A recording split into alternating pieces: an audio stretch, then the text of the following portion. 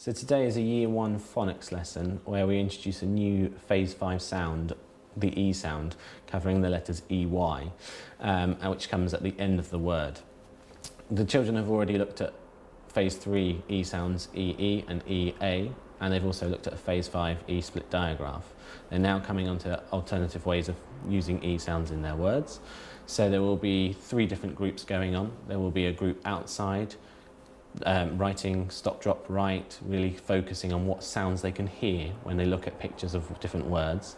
There will be a group inside accessing messy play, kind of using real kinesthetic movements, drawing in sand, writing in the air with light spavers, using Play-Doh, paint, all those different real kind of kinesthetic things to help those children learn. In the classroom, there will be children, our more high achievers will be looking kind of more at what they can see in the sounds, what they can see in words, focusing on what sounds they can hear, highlighting them, recording them, and having a go at writing those sounds. So, this morning we've got our phonics lesson. Yes. Now, what we're going to do is we're going to quickly recap the sounds that we've already looked at, that we've already learned. We'll do them really quickly, and then we can move on to learning a new sound. Okay? So, quickly, are you ready?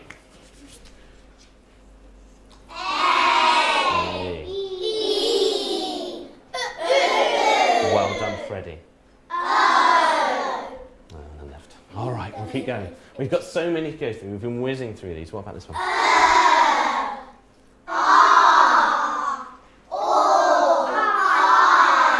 Well done. Today, I need to show you your BLP muscle, your building learning power muscle.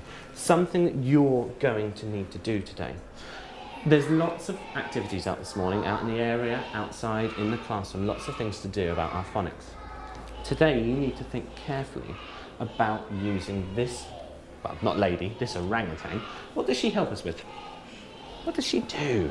Amelia, what does she do? Do you remember? What's her name? Rosie the reciprocal orangutan. Well done. What does Rosie the reciprocal orangutan do? What does reciprocal mean? It's a really long, complicated word, but what is reciprocal? When I say reciprocity, what is that? What is it?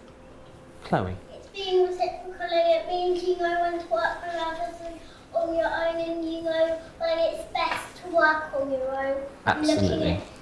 Looking at people who are talking so you can learn stuff. Fantastic. You're absolutely right.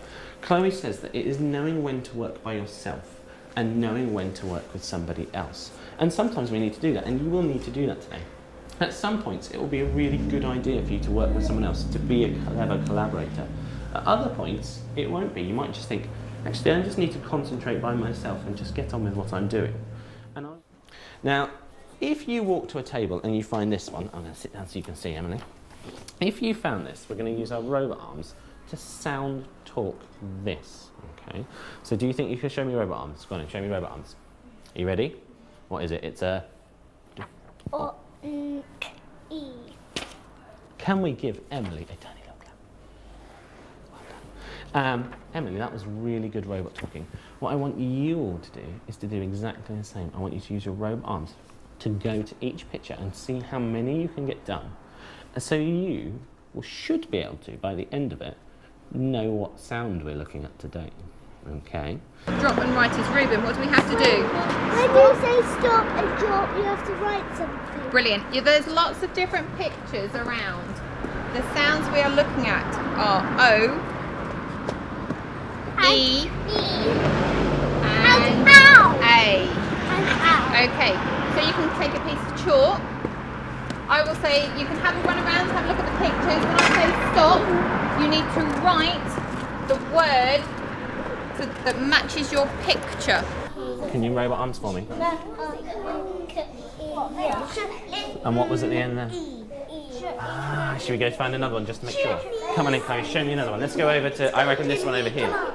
What is this one here? What's that? I think you might be right. I think we might be looking at the E sound.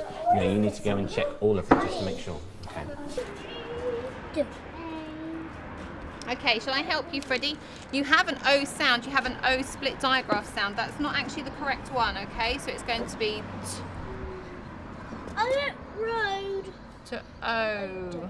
Can you see the O sound in this one now? Yeah. Yeah? O. Right, have another go.